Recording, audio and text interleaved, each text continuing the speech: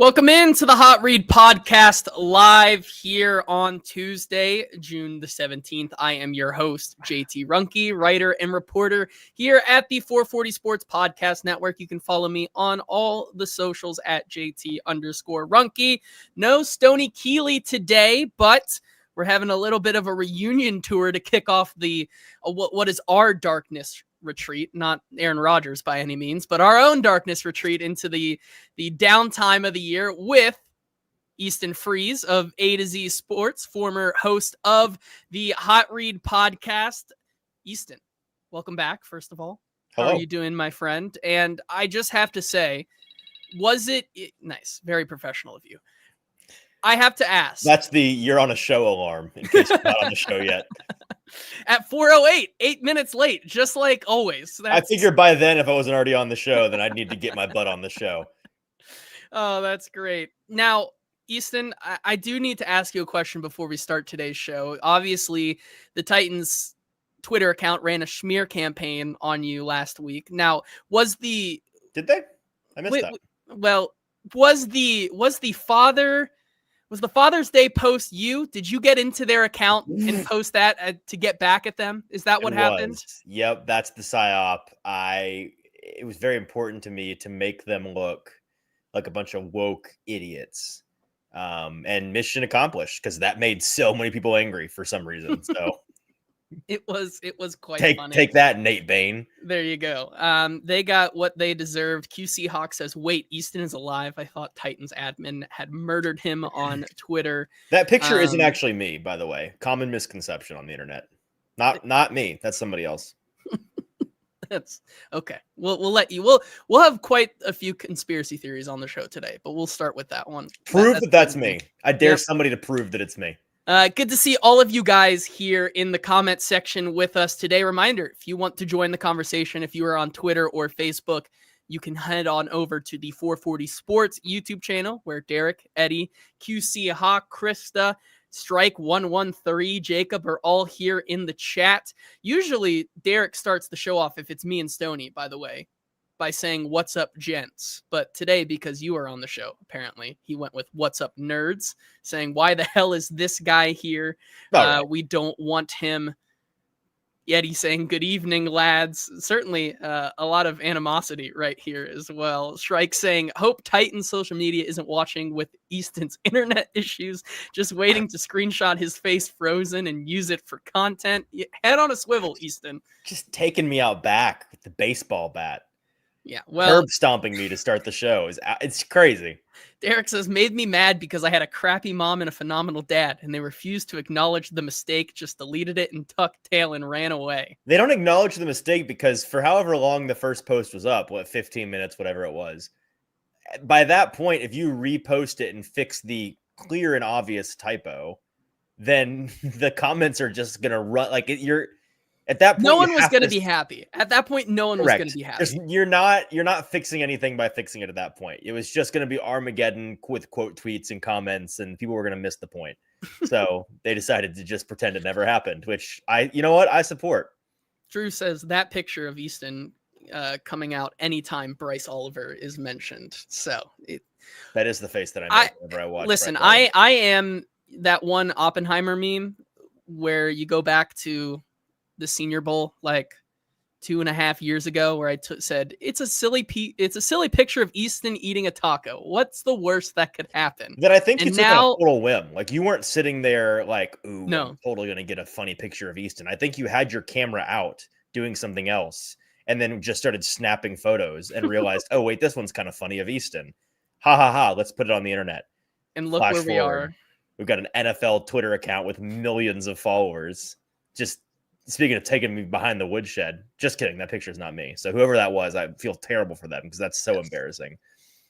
Yeah. Well, let's get started with today's show. Enough yapping from us trying to extend the time during the dead day. You put out a AFC South offensive rankings list that I have a couple issues with, and we'll get into your list here and debate along with all of you in the comments. But before we get started, have to give a massive shout out to our presenting sponsor, M.L.ROSE Craft Beer and Burgers, locations all across the Nashville area with a new revamped menu on the way. There's sure to be something something for everyone to enjoy. 25 beers on tap, a craft beer and burgers list that is suited to everybody's needs. More on them later. And as well as Sinker's Beverages, a 4-time Best of Nashville Liquor Store of the Year, who is celebrating their 40th birthday this upcoming August. They are throwing themselves a little bit of a party to celebrate that you can join us at. More details on that later. All right, Easton, let's get into your list here and start breaking it down. First of all, we'll just bring this up for the class so that everybody can look at your list. We only did the offensive side of the ball, which I think is a fair way to do it. The defensive side is just... there's a defensive one. It's coming. It is. It was too much for one graphic. Can you imagine if I just... that makes sense. Just a CBS list graphic. It's one of those, like, you have to load it in 4K to be able to even see what's happening, to zoom in on the different buttons. Yeah. So we'll start with the offense. I will say, defensive side of the ball, along with your list already, just gut reaction. A lot of Indianapolis Colts. And if we looked at the defensive side of the ball, we won't get too deep into it, but I'd imagine that the Indianapolis Colts are up there for a lot of the other position rankings too. Not as much as you'd think. Okay. You know what? Let me double check that, because the article exists. It's been out for like 2 weeks now, so it's not exactly news. It's just a graphic that we made a graphic. So yeah, let me find that. But I don't think, I mean, as I'm vamping, my 10,000-foot takeaway for the offense was certainly that, like, the offensive, or the Indianapolis Colts sure could be a nice little football team if they learned how to, if they mastered the art of the forward pass, which is a pretty important part of the modern NFL. They'd be pretty good. Yeah, that does seem to be the running bit here. Derek says this list was made by a Colts fan who's also a Baltimore Ravens supporter as well. Eddie saying, not gonna lie, tight end is crazy. A lot of gut reactions, but guys, it's really okay. Well, I'm not gonna jump the gun. It's really not crazy to make them the best tight end room in the conference or in the division. We'll start with not in the obvious. Conference, not close in the conference for what it's worth. The theme on tight end, by the way, is that all the tight end rooms in the AFC South are mid. Like, it's a shiniest turd competition, kind of. I guess that is fair. We'll start with quarterback, though, the obvious, where for the audio listeners of the podcast. Okay, Easton, hang on. I'm so sorry to cut you off. Yes. This is terrible podcasting on my part, but I found the thing. Okay. My Colts rankings, without giving away what positions they were, I had the Colts third, second, third.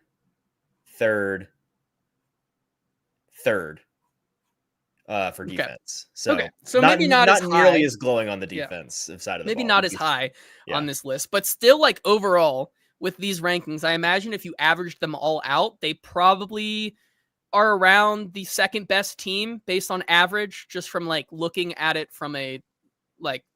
Yeah, well, no, I don't think that's controversial at all to say that the Colts have the second best supporting cast in the AFC South. Like, if they had a competent quarterback, but take CJ Stroud, put him on the Colts. They'd be a good football team. Like, I'm not saying they'd be like the best ever, because I still think their defense is kind of middling, but they'd be good. Yeah. Like, we're gonna get to the receivers here in a minute. They're third in receiver.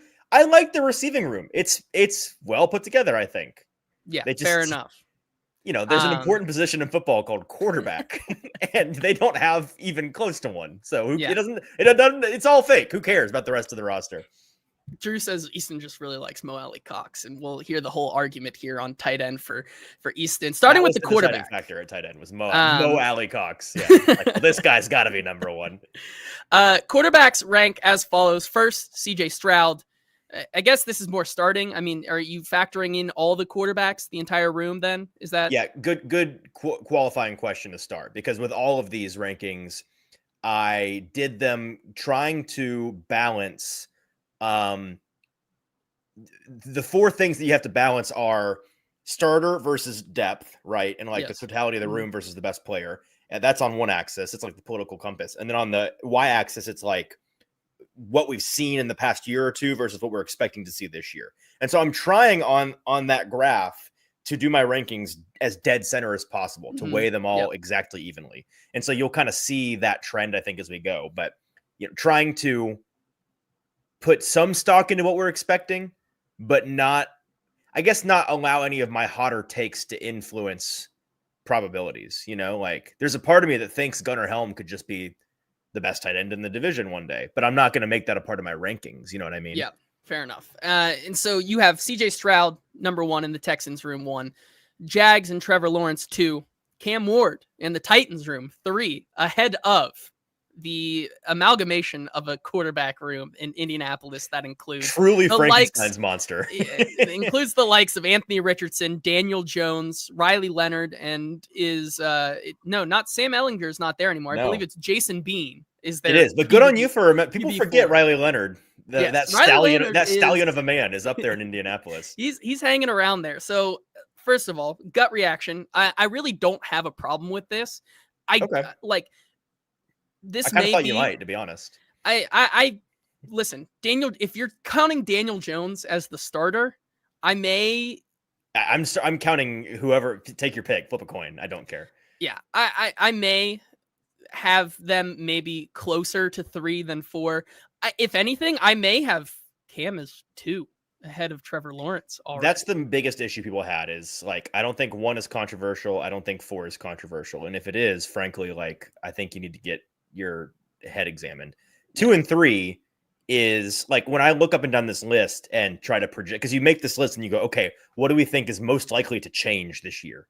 I think at quarterback 2 and 3 flip-flopping is definitely on the radar of this could change, and it could change quickly. Now, you know me, and you know that I am giving Trevor Lawrence his due. I am not shortchanging Trevor Lawrence on this list. And frankly, I'm expecting a career year out of Trevor Lawrence, given the changes made around him. So, I think that's the point of why I may disagree with that. Because, like, if we're looking at the optics of heading into this year, we've been expecting a career year for Trevor Lawrence ever since they got rid of Urban Meyer. And he may have had one of those You're forgetting that this is the year.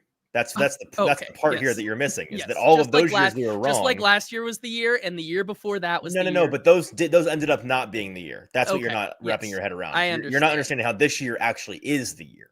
And listen, I do think that just based on the list, you're probably right. Trevor Lawrence obviously has played more football in the NFL than Cam Ward has. And so, like, I think he's earned a 9-figure contract. Like, he's not some bum, people. He's not. He has the potential to have a career year, but has the experience under his belt.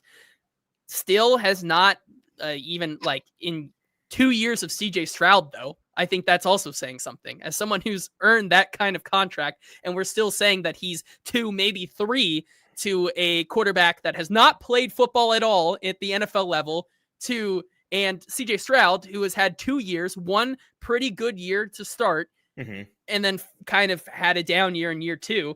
I think that's saying something maybe a little bit about Trevor Lawrence. And so, down by his standards, I think we all still saw CJ, frankly, carrying that team for a part of the year last year. That is true. Let me make this appeal, because I hear what you're saying, and I recognize that I am higher on Trevor than most.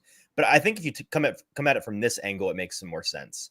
Even if you are like, if you think Trevor is grossly overpaid, not worth it, marginally a franchise quarterback. I mean, I don't know if people don't know what the Overton window is, but the Overton window, often in political parlance, is about, like, it's a metaphorical window of what is acceptable discourse versus what is not. So, like, things that are, like, blatantly racist arguments are outside the Overton window. Like, we don't accept those conversations in society. I think if we're talking about the Overton window for Trevor Lawrence discourse, I think if you're talking about him being like a total bum, can't play football, like, I think you're outside the window. Like, I think even the staunchest data-driven, tape-driven hater of Trevor Lawrence still recognizes that he is one of the 20 best quarterbacks in the league. Is that fair? Like 20. Yeah. Maybe he's 19th or 20th. Fine.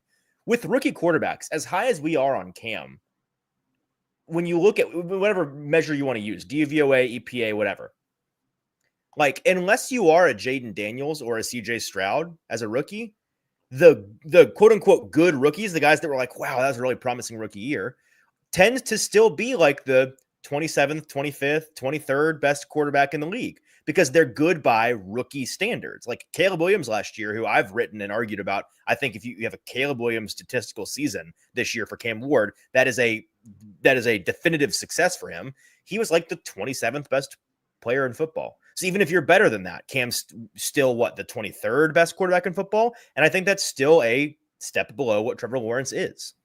Yeah, I was mainly kind of kidding around. I agree with you just based on the optics of like what they've done in their career. Now shifting it a little bit and also just kind of to rile up the chat because I know they were going to disagree with your take, as Derek says. And all of that said, I won't be surprised if I am wrong. I mean, I won't be surprised if he just is better than Trevor this year. Like, and that's what I was saying. Like, if we're shifting the goalposts, not to do too much of that, but like if we're ranking like based on what we know right now, like if we were like projecting the potential of these quarterbacks and ranking them, that's where I think you can get into.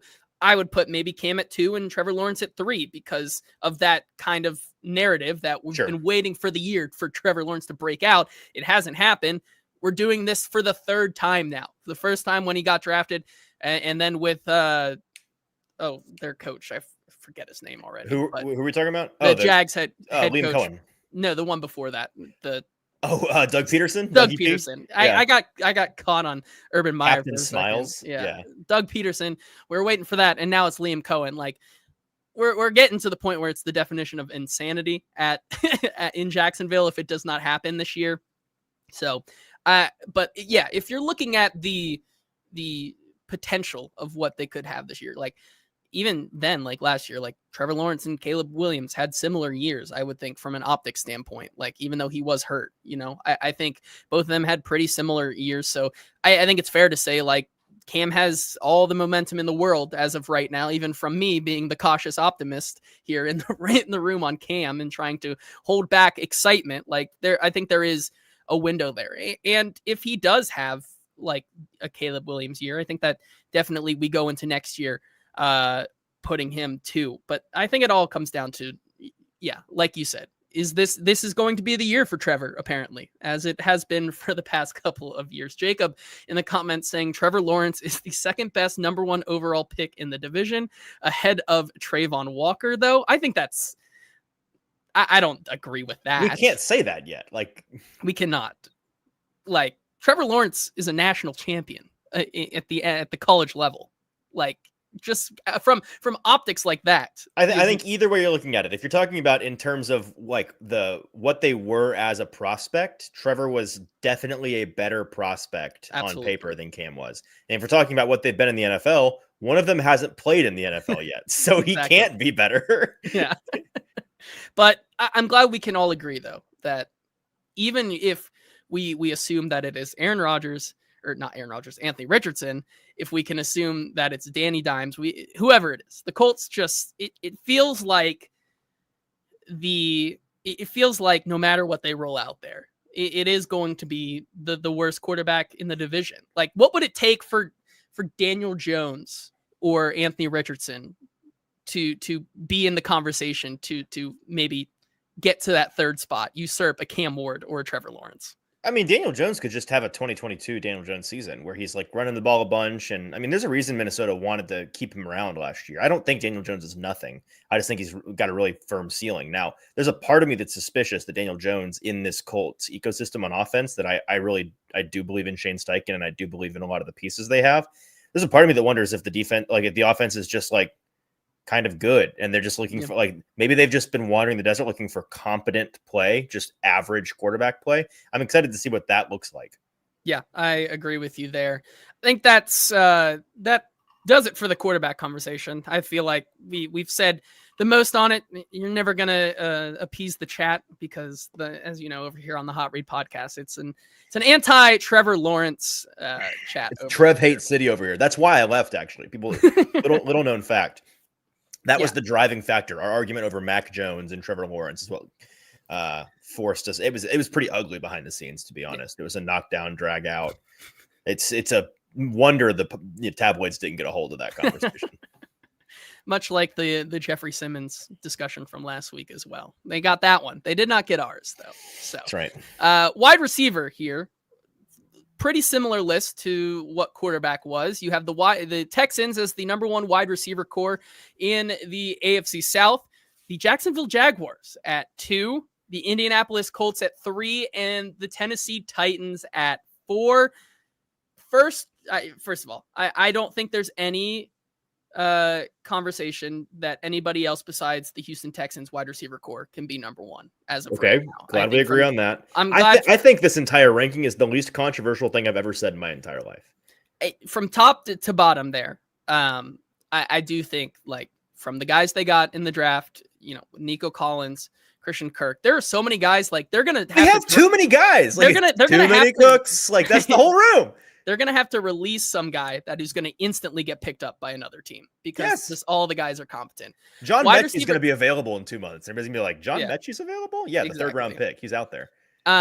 Jacksonville, this feels like you're projecting Hunter to be the only generational player in this draft to be good at football. Yes, I am projecting that. You're projecting him to be competent wide receiver 2, which I think is a fair statement, but outside of that, like, they have 2 top dogs, and I think that gives them the deserving spot here at 2. They have a player who is easily, no question, with a bullet, the second best receiver in the division. Like, yes, can we agree on that already? Yes, absolutely. Like, it's Nico, Grand Canyon, Brian Thomas, Grand Canyon, argue everybody else. Yeah, I think that's fair. I might close the canyon between BTJ and Nico Collins just a little bit. Give me like 1 month of BTJ more, and I'll agree with you. Yeah. So those 2 I'm okay with, and after the Jacksonville Jaguars, like, after those 2 though, it gets pretty ugly pretty fast with De'Ami that Brown little line you see in the middle, Parker. that's the demarcation of sadness and hope between the top 2 teams and the bottom 2 teams. You have De'Ami Brown and Parker Washington after that. Then you get to the Colts and the Titans. And am I crazy to say that I think that and if I can do a little bit of projecting myself, that this Titans room could be and maybe is better than what Indianapolis has? And this may be a argument based on, once again, if they had a competent quarterback who can throw the ball and operate, and maybe that is Daniel Jones. But, like, let's say, for the sake of the argument, it is going to be Anthony Richardson because he comes back to camp and they give him the run and he becomes the number 1. Like, if Anthony Richardson is that quarterback in that room, there's no way in my mind that I'm putting the Indianapolis Colts ahead of the Tennessee Titans for this upcoming season. And it's because, like, in terms of output, I mean, yes, okay. I would think so, because you look at both. But we're not talking about output. We're talking about who's got the better players. Like, I do think that Tennessee will have the better wide receiving core with them, because if you look at what the Indianapolis Colts, a lot of projecting. If you look at what the Indianapolis Colts did with both Anthony Richardson and Joe Flacco last year, they had 3 800-yard receivers. I don't think they have a clear top dog. I think they have a lot of wide receiver 2s. However, like, I think you look at what the Titans have. They clearly have a wide receiver 1. Tyler Lockett is still, for my money's worth, as long as he is healthy, Tyler Lockett, I think he's going to be able to put anywhere between 600 to 800 yards up as a wide receiver 2. Wow, and then that's a lot of faith. I don't have that kind of faith in Tyler. And then you have these young receivers, the rookies, one of them, which we called potentially the steal of the draft, who could make an impact as early as week 1 or week 2. I think you're looking at a group of wide receivers this upcoming year that Michael Pittman, maybe if he's healthy, can get back to it there. But, like, we saw what they did with Anthony Richardson. And as good as those wide receivers are, the wide receivers themselves can't make the most of those opportunities without the wide receiver. We saw Calvin Ridley in a horrendous system last year with Will Levis and Mason Rudolph still get to 1,000 yards. And I think that means barely, but still way closer to 1,000 yards than Michael Pittman, Josh Downs, or Alec Pierce did. So, but all 3 of them got to 800. Like, right. But, like, I think you're without a wide receiver 2 in that room last year. I think you easily have a wide receiver 2 this year for the Titans in Tyler Lockett or Alec Ayumanor or maybe Chimere Dike that can get you to anywhere between 600 to 800 yards. So I don't disagree that by the end of the year, there's a chance that we see it as a better room. Like, I'm not down on this Titans receiving room in terms of potential by any means. But number one, something that you are either forgetting or you've missed, and I hate to be the bearer of bad news, I have on the record many times at this point said that Alec Ayamanor is going to become a household name, which we know what that means when I say that about players. I've done it one time and it went really poorly. So sorry about that, but it's over. Love the guy, but it's over. I think that, so I agree with you that the Titans have a slightly better top dog. I think Calvin Ridley is a low end wide receiver 1. I think Michael Pittman is a high end wide receiver 2. But beyond that, you don't think so? No, I'm sorry. I just saw Derek in the comments. Oh, throwing out blasphemous takes. Yeah, that's outrageous. But all right. Made me do a double take real quick. Yeah, that's fair. But beyond those two, like, I think that the Colts have the better player right now at every position down the chart. Like, I don't want to discount what Josh Downs is. I think he's actually I loved some Josh Downs. I think he's their best receiver. So he's not ever going to be a 1 in the traditional sense of being a boundary receiver in that way, but like, he absolutely can be your 1 in terms of volume and production. And I think that he's still an ascending player. I think Alec Pierce proved again, he got to 800 yards and we thought nothing of him and he was in a terrible situation. He may kind of be one trick pony but the one trick, like, it works. I don't know what to tell you. It works. He's good at it. He can stretch the field. And then AD Mitchell is still in that room and heading into year 2. I don't want to discount that potential either. I just think right now, it is crazy to say that the Titans, where it is, as much hope as we have, it is Calvin Ridley and then hope. All hope behind him is all it is. It's projections and hope. The Colts have 3 or 4 proven commodities. And I think that they're good at football. And I think that they are, at least 3 of them have proven out to be starting caliber NFL receivers in a bad room. Let's see what happens when they get into a half decent, if they ever get into a half decent room. Right. And I think, maybe that's where I'm confusing the two between like what they have now. Like, but if you're telling me that if we're projecting based on the potential ceiling of these groups, I think the ceiling for a Titans wide receiver core with Cam right now is way higher than anything those top 3 receivers and AD Mitchell will ever have with Anthony Richardson as quarterback based on where they are right now, I think. Yeah, but you keep bringing in the quarterback. I don't think that's a part of the calculation here at all. We're talking about agnostic of quarterback. All 4 of these receiving rooms have the same quarterback or the same generic, idea. Well, if all of them have Anthony Richardson as their quarterback, we're all doomed. I'm afraid that's true. Yes. Let's see here. Jacob also saying, you have to talk about Van Jefferson here. Let's just say if Van Jefferson has what, a 500-yard receiver, like, I think that's a solid 3 or 4 for sure. But yeah, definitely not in the realm of I think you're looking at him versus AD Mitchell, and you're hoping right there with a 500-yard season, you're looking at that higher end ceiling of he's returning to that production he had rookie year, right? I'll tell you right now, if we look up at the end of the year and Van Jefferson is your 2nd or 3rd highest producing receiver on this team, then the Titans absolutely belong to number 4 on this list.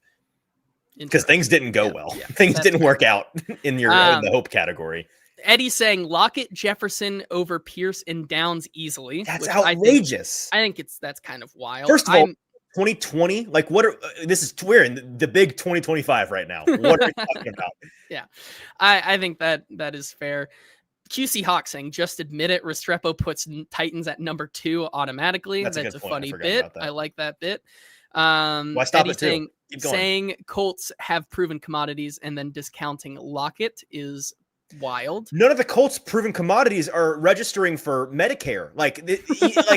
I'm sorry. I like Tyler and I think that he can be something for the Titans this year, but he was a franchise staple in Seattle for the past 72 years. Teams don't let their franchise staples walk in free agency without even offering them a contract unless it's over. That's why I'm not super bullish on what I think that he can be a nice veteran presence and be a reliable guy when they need him. And everything, his entire reputation is staked on his health. Like, if you stay healthy, that's the big thing. It's like, well, at least this guy stays on the field. The second that goes, then it's concerning. And I don't know. I think this is a classic trap of a team being like, Tyler Lockett. We've been watching him for a decade and he's good at football, and not considering the fact that typically when you're on the other side of this, what do you think the Seahawks fans are saying right now? Like, whew, yeah, glad we didn't re-sign Tyler Lockett. I guarantee that's what they're saying. As much as they love Tyler Lockett, it's because it's kind of over. I think that's a fair retort to that one. Drew in the comments saying the faith in this Titans receiving room is baffling. Whose faith? My faith or just Easton's people's faith? in general. I think he's with me that like this is the least controversial ranking ever. I think Texans, Jaguars, Colts, Titans are the clear and obvious order here, and there's maybe not a Grand Canyon between each of them, but like a medium canyon between each of them. I don't think it's close. Bustin' Diamond saying Texans should be 2 in wide receivers, Jag should be 1. I think that's projecting that you think Hunter turns into the wide receiver that, I think he'd have to play majority wide receiver snaps for that to be the correct opinion there, because you look at what the Texans have. I mean, you look at first, Nico Collins. I think, like you said, I'm not disagreeing that he right now is sitting in the pole position as the best wide receiver in the division. I mean, Nico might be a top 5 receiver in the whole league at this point. Like, people don't realize it yet. I think this will be the year that they really wrap their heads around the idea that this guy is. I mean, he's a stud. He's incredible. Yeah, but you go past that, Christian Kirk, the 2 new rookies, like they have just not only do they have the top end talent, right, but I think you look at what they did in the draft, and it's just like that room is just the best. Who knows who's going to be wide receiver 2? Because I could see any of those other guys, Christian Kirk, Jalen Noel, Jaden Higgins, getting that wide receiver 2 role. I'd be tempted to fire off the take that the Jaguars are better than the Texans already, just because I think there's a chance that Travis Hunter is like Justin Jefferson. Maybe that's just me. But like if they had any semblance of depth, and I mean like any, I'd be tempted, but they don't. It is, I mean, those 2 and then sadness. They paid De'Ami Brown $10 million. I still can't believe they did that. Zedine says Lockett was released because they could save $17 million. I still think he has 1 to 2 years left in the tank, but money was the main reason he was let go. Drew saying, left in the tank of doing what? 500 yards a year? Like, I agree. Yes, but that's not a thing. Like, those are Chigakonkwo numbers, folks. That's fair. Drew saying, yeah, I'm with Easton. I like the rookies they added, but this team is full of 2s and 3s at best. Lockett, Jefferson are virtually non-factors, in my opinion. I listen, calling Tyler Lockett a non-factor, like, I think I was along the lines that you could look at Tyler Lockett and say, like, not Tyler Lockett. I think Lockett could be your 3 and it'd be a good room. Yeah, for sure. But like Tyler Boyd last year, I think when we saw him was like, that's a non-factor. I think Tyler Lockett is better than Tyler Boyd. What did Boyd finish with? Did he how many yards did he have? I would be surprised if he had more than like 300 yards. 300 yards. Yeah. He had just shy of 390 yards. Yeah. So like maybe I'm being a Tyler Lockett hater. If we look up and that's his final stat line, I'm not going to be shocked. I'm not. Yeah, I would take the over on him getting to that number. Yeah, I would too. I'm not smashing it. I'm not putting the morgie on Tyler Lockett over 400. Drew saying he's a starting caliber 3/slot. Non-factor is probably too harsh, but he doesn't move the needle. So all in all, I agree with you. I just think based on the ceiling, like, we could revisit this list and easily, like, the Titans have another 1,000-yard receiver in Calvin Ridley, and they have 2 other guys that have around 700 to 800 yards, and it could all go right, and it looks a lot different. I agree. Yeah, and so we can move then to the tight end room here, which very, very spicy one here. Is it? All right. Let's break down the ranking here first. You have the Indianapolis Colts with the number 1 tight end room, the Houston Texans 2, the Tennessee Titans 3, and Jacksonville Jaguars 4. No complaints with the Jaguars. I was going to ask, can we go ahead and take the Jaguars? Like, is that the least controversial part of this? The Jaguars are 4 with a bullet. Like, any Brenton Strange lovers out there? No. No. Okay. If there are, I don't want to be associated with them right there. And sorry, then you get Mr. and Mrs. Strange. The other 3. I guess if you want to project like Tyler Warren being the best tight end, I think that's fair. I think that then brings in, hasn't played a snap, wasn't the number 1 tight end even in this draft class. that's kind of, you look at how Yes, but he was they still a viewed him. top 12 pick, right? Or This whatever is it true. was. Yes. What number was he? I think he was 12 or 14. He was 14, I believe. Yeah. So Okay. top 15 pick. We're talking about a tight end who's a top 15 pick. How often does that happen? I mean, not a lot, but I think there's a very different, like, Brock Bowers going 13 or 14 versus Tyler Warren, I think is a totally different discussion.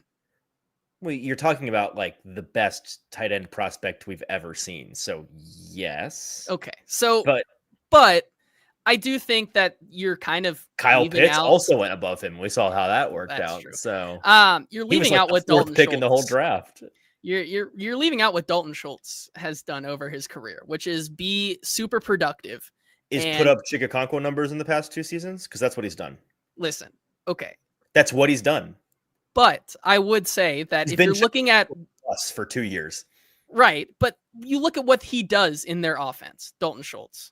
Mm-hmm. He is a contributor on every single drive. He is the guy that moves the chains for them. He, in a room full of wide receivers with top talent, he still continues to carve out a role for him that I find hard to believe that Tyler Warren's going to do the same thing right now, given what that offense is. Oh, I don't think that's true at all. I mean, like, really?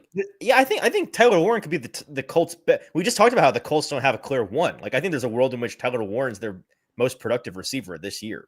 So it sounds like you and I'm more bullish on Tyler Warren than you are. I'm also just like, I'm not buying it with Dalton Schultz being this like awesome player. Like, again, the past 2 years, he's had 600 and 500 yards. He's had 5 and 2 touchdowns. So in the past 2 years combined, he's had 1,100 yards and 7 touchdowns. Like he is a chain mover in the sense that he's had 35 and 26 first downs, but that's a tight end's role. Like he's a good tight end. I'm not saying he's a bad tight end, but he is super. There's a hard ceiling on him. Like that he's a tier above Chigakonkwo, and he's never ever going to reach the tier that I think Tyler Warren in pretty short order could reach. Now, I think you still have to put Tyler Warren, like if he's going to be used the same way that Penn State used him and use him all over the field in different varying positions, like I think that's fair. That's where you can put him. I just don't know if that's exactly how they're going to use him in this offense. Like I don't know if that 5-tool all over the field type of player is what the Indianapolis Colts are envisioning in him. And so like I think like you could look at his rookie season and look at the same amount of yards as a 500 to 600 player. Like, but right. I'm just going to take Dalton Schultz as the known commodity right now. Tyler Warren is such a unicorn at that tight end position, and the fact that he does so many different things for an offense, and it really just depends on what they're feeling that day or against that certain team, right, to exploit a defense's weakness. And so I think that is really what you have to factor in with Tyler Warren. I'm not disagreeing with you saying like the talent level isn't there to be the number one tight end. I'm just still curious to see how they're going to use him. And so like, I'm not putting him any lower than 2 right now, but in terms of known commodities that we have in this division, I think right now I have the Texans over him. You had the Texans? You have the Texans over. I see. Over the Colts. I see. I mean, I am with you on the technicality that we don't know how the Colts are going to use him. The reason why I'm pretty confident I know how they're going to use him is because they drafted him with the 14th overall pick. Like you don't draft a tight end in the front half of the first round and then use him as your dirty work guy. It's not how it works. And if you do, you're a moron. So I'm not like he had over 100 receptions, not targets, receptions last year at Penn State and 1,200 yards. I understand that he's not like the Dalton Kincaid style, like sexy, like glorified receiver type where it's just like, he's not going to be an inline guy, but who cares? This guy's going to go and just be, I mean, Brock Bowers is kind of that way too. He's got more of a well-rounded body type, but that doesn't mean that he's not an incredible receiver. He was an incredible receiver. It's what got him drafted 14th overall. As well-rounded as he is and as how useful as he can be as an inline blocking tight end, that's not what got him drafted at 14 overall. It's his receiving ability. And I know enough about Chris Ballard to know that he's not spending the 14th overall pick on a non-premium position unless he expects that guy to be a dramatic impact on the offense. And the only way a tight end can be a dramatic impact on an offense, unless they're the best blocking tight end in the entire league, is to be an impact in the receiving game. Like maybe he's George Kittle, and in that case, he's an incredible blocking tight end just as much as he is an incredible receiver. Then cool, he's definitely the best tight end in the division, like not a question. Yeah, I hope that he ends up being that if he is going to be the number one tight end, because there is also something to be said that he can come into this division and immediately be the number one tight end, because there isn't a really superstar-esque tight end in this division. And that you are kind overlooking Gunnar Helm right now. Well, that's where I was getting to. What is this Tennessee Titans tight end room? What is it? I don't know. Now, I talked about conspiracy theories earlier. We were talking about you not being in that photo and things like that. Is it fair to say that the Titans could end up having maybe the best tight end room in the entire division next season? Maybe because of you saying Gunnar Helm, me saying Chigakonkwo? I heavily debated making the Titans 2 here and the Texans 3. Because again, like I think that Dalton Schultz is a step above Chigakonkwo. And I still think Chigakonkwo has a ceiling that Dalton Schultz is not ever going to touch. I also question whether Chig is ever going to touch it himself, but I think it exists. Which is my going argument here. Like if the Titans are doing what they've said they've been doing and trying to make this offense more Cam friendly and take things from what Miami did and use those, and we've seen some of the things he's done in practice, is it fair to say that how dynamic of a connection that Cam and Elijah Arroyo had last season in the seam game, in the yards after the catch and making plays like that? Is it fair to say that maybe like we finally have a system and a quarterback that is going to use Chigakonkwo's full potential? And I know I've been saying this on this show with you for the past 2.5, 3 years, but like, is there a reality, and just tinfoil hat is on, that they are finally could end up using Chigakonkwo as like the guy that he's always been, which is this athletic yards after the catch playmaker? And the short answer is probably no, because I don't think that this coaching staff is ever going to use him in that way, or maybe as high on him as they may be to use him that way. See Gunnar Helm. But like, I think the pieces are all there to where in some crazy little corner of some multiverse, like that actually happens. Right. The reason why I am ready to be hurt again by Chigakonkwo is that this is kind of a smooth brain answer, but it's how I feel in my heart. When I was watching Cam back in February for the first, really like truly doing the tape study on him, one of the biggest takeaways, which I think anybody that watched me, biggest takeaway is like, this guy loves to just rip the seam ball. Like he loves to deal with traffic between the numbers. We know that, we've been talking about it a bunch, but he just loves to rip a nasty seam ball.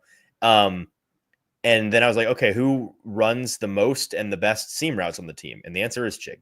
So I don't know, maybe it'll work, and he'll have 800 yards this year, and 750 of them will come on a seam go. Yards after the catch, be an athletic freak and break tackles. I totally agree with you. Right, like, I think that seam go merchant all year is a possibility. With Gunnar Helm, and I see Drew, our friend Drew, in the comments saying, I think we're significantly overrating what Gunnar Helm is. I like him, but he's a very average separator with some juice after the catch who can't survive as an inline blocker. I was being facetious earlier when I was talking about him being the best tight end in the division, or better than what I think Tyler Warren is going to be. My actual, like, I think reasonable comp for Gunnar Helm, because I do think that he could be the best, and maybe questionably already is the best tight end on this team, or in short order will become one. I'm not all the way sold, but like I'm starting to think it. And if he has a great September, like I might already be there. I think that I see him as Jake Ferguson, which to me is a half tier or full tier, whatever you want to be, above Dalton Schultz personally, because I'm just not a huge Dalton Schultz guy. But whether you want to say it's the same or a tier above, whatever, like I think that that's what he can be, which is clearly a starting tight end. a guy that's going to get 5 or 6 or 700 yards a season, be a chain mover, and be really useful to your offense. Yeah, I think that's fair. And so to wrap it up, yeah, the Jags don't even deserve to be on this list given what they have. And so we can name the Jags backup tight end. Can you do it? Don't think I can. I don't know, which is I looked it up for this article and I've already forgotten what it was. So let me see. Is it Luke Farrell? Is it Luke Farrell? I think it is Luke Farrell. It's two mercenaries they just brought in. I think one of them is Luke Farrell. Yeah. Hey, I'm gonna look it up because it's really good. Bustin' Diamond says Steve Bobson. I don't even know who Not Steve a real Bobson person. is. That is not a real person. Jake Robertson saying, just logged in thinking I was super late today, only to realize Easton's on. So I'm sure the show just started. Not true. Not true. That's is Mercedes Lewis back? I know he wants to play one more year. So Z-Dean says it's no, we were wrong. We were wrong. Behind Brenton Strange in Jacksonville, you've got mercenary man Johnny Munt. Hailing from Minnesota. Yes, okay. And Hunter Long from the Los Angeles Rams, as well as Quinton Morris from Buffalo. So some really exciting guys. That's and then a couple of UDFAs you've definitely heard of: Patrick Herbert and John Copenhaver. Hey, that is one of the tight end rooms of all time. I'll say that. Let's move on as we wrap up the show here. Running back, I think is pretty fair. You have the Colts 1, the Titans 2, the Houston Texans 3, and the Jaguars 4. I know a lot of people love Bashal Tootin down there, and they're getting ready to. I'll believe it when I see it. Yeah, they're getting ready to bang that drum. But I mean, that 3-headed monster of ETN and Bigsby and Tootin are just it is what it is. I do think there is some versatility flip-flopping the Texans and the Titans if Nick Chubb is any semblance of what he was. It is the year after the year for him, but like as of right now, I'm with you. I'm pretty sad that they did in fact sign Nick Chubb, because there goes Woody Marks, I think. But that's right. Yeah. Unfortunately, rip my king. I was so excited for him to be their dirty work goal line back, and they just had to go get Nick Chubb. But they have Joe Mixon, and I think that is a good 1-2 punch. And if Nick Chubb can get back to anywhere where he looks like his former self, I know last year we saw him come back and it was just kind of sad to see. We'll see if more time off gets him a little bit more pep in that step. I highly doubt it, but we'll have to see. And then, yeah, you get to the room of Jonathan Taylor, Tony Pollard. I don't like, I think Jonathan Taylor is still miles ahead of the Titans room, but like, guys, Jonathan Taylor had 1,400 yards and double-digit touchdowns last year. What are we talking about? Yes. I mean, Tony Pollard deserves, like, I think there is like Jonathan Taylor gap, Tony Pollard in this room gap, and then everybody else, right? I agree. I do think, you really can't even say like the depth on this team is a talking point. We haven't seen enough from Tyjae Spears. I think it's a plus to add to this ranking. Yep. But like, yeah, I think it's fair to say I don't think it's crazy. This ranking, I think this is the correct one, and let's see. Derek says, I'm not even joking with this one. Pollard is better than JT this year with the revamped line. It's going to take JT being hurt for a lot of the year, because like Pollard is not going to get the same. He's not going to have the workload he had last year, and last year it took that over workload to get to 1,000 yards. Again, Jonathan Taylor had 1,400 yards and double-digit touchdowns last year. He's a workhorse. That's the whole thing. Eddie says, does JT actually survive a year of getting run into the ground, compensating for dimes in AR-15? I think that is a fair question. Eddie saying, taking me over on Khalil Herbert starting 3.5 games when JT has 500 carries by week 7. Wait, it's not Khalil Herbert anymore, is it? Don't they have a? I think they just signed Khalil Herbert, I think. Oh, that's right. I think it's Zach Moss. No. They drafted somebody. Oh, did they? Yeah, because people are like, fantasy-wise, like, oh yeah, here's the handcuff. Derek said Pollard ran for 100 or 1,000 yards with actual traffic cones on the right side. One traffic cone. Drew saying the Jaquindon Jackson disrespect in Jacksonville is crazy. All right, thank you. DJ Giddens, that's who I'm thinking of. Yes, that's right. 5th round legend DJ Giddens. I think that also adds to that room. Joe says Tyjae show huge flashes of the next great Titans back in 2023. What happened to that Tyjae? He got hurt. Yeah. So I think Khalil Mullings can surprise all of us.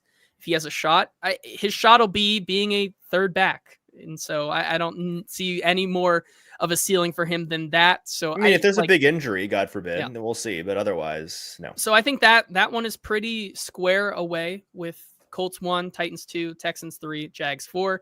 And then the offensive line here. You have the Colts 1, Titans 2, Jacksonville 3, and Texans 4.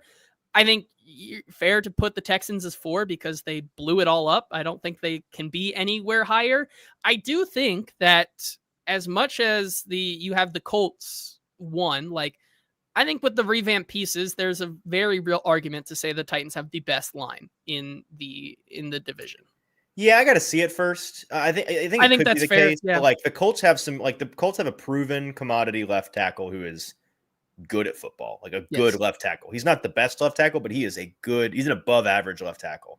They still have a fantastic guard, obviously in Quentin, and they have like good pieces at the other 3 positions. It's like just they don't have holes, just like the Titans don't have holes. And I think that their 2 best linemen are already proven better than the Titans' 2 best linemen. You know what I mean? Like, so I think that it could happen, and maybe 2 months into the season, I'm like, you know what, Titans do have the best line, but maybe it's PTSD. I just can't.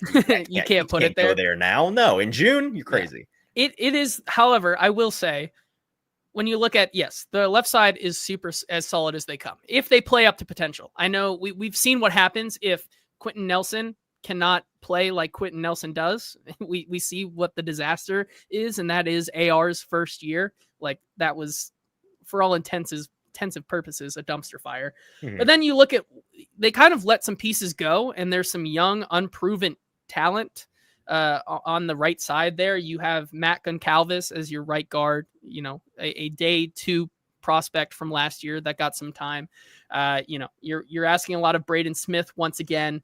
They have Jalen Travis, the rookie that a lot of us were high on. And then, Will Fry's not there anymore. So you have Tanner Bortolini from Wisconsin stepping up. So, like, I think there is as many questions as, like, I need to see it on the Colts side as I do on the Titans side. But, like, yeah, I think it's fair to say, like, unknown commodities right now, like, they're probably still 1. But just like you, I think I can see a world where, like, if everything clicks and Lloyd Cushenberry comes back into form, which, like, as Bussin' Diamond says, our center is an aging vet coming off an Achilles rupture. He's 27. So I don't know how aging he is if he's 27. We are all aging if you really think about it. So, but, like, I think even if Eddie has the concerns worried about Zeitler's age and Dan Moore's general ability, but 3 out of 5 ain't bad though. Like, if you get at least competent offensive line play, I think that's good enough to keep off the Texans and the Jags lines of the world, right? I think that puts you in the solid top 15 category, which I think is what you're hoping for the Titans this season. Yeah, I agree. I am very bullish on the offensive line, so I'm looking forward to seeing what it looks like. Just like last year or 2 years ago, where you said it couldn't get worse this year, but then it ended up doing that. So, the words of a fool. Yeah. Well, This was Zedine saying he has aged since this podcast has started. That is technically true. Not much, but you have. And I think that's going to do it for our conversation today, Easton. Thank you for coming back on. It was fun to run down these lists, have a little back and forth, even though my takes are wildly out there sometimes. And, it's fun to debate you as well. Derek, saying no arguments there on that line. Thank you to M.L.ROSE and Sinkers Beverages for sponsoring the show. And hey, Sinkers Beverages, their 40th birthday's coming up at the Basement East. They're having 3 bands play with music starting at 6 p.m. on Saturday, August the 9th at 5:30. Tickets are $10 and all proceeds benefit the Martha K. O'Brien Center in East Nashville.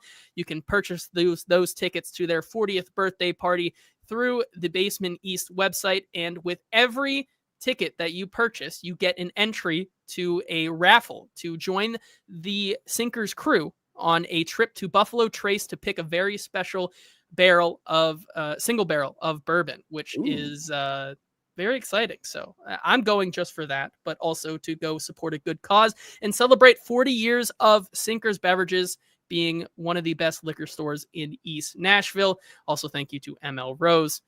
Locations all over the Nashville area: Capitol View, Franklin, Gallatin, Melrose, 8th Avenue, Mount Juliet, and Sylvan Park. Go to one because they have everything that you could want. Craft beer, craft burgers. So good with a new menu on the way.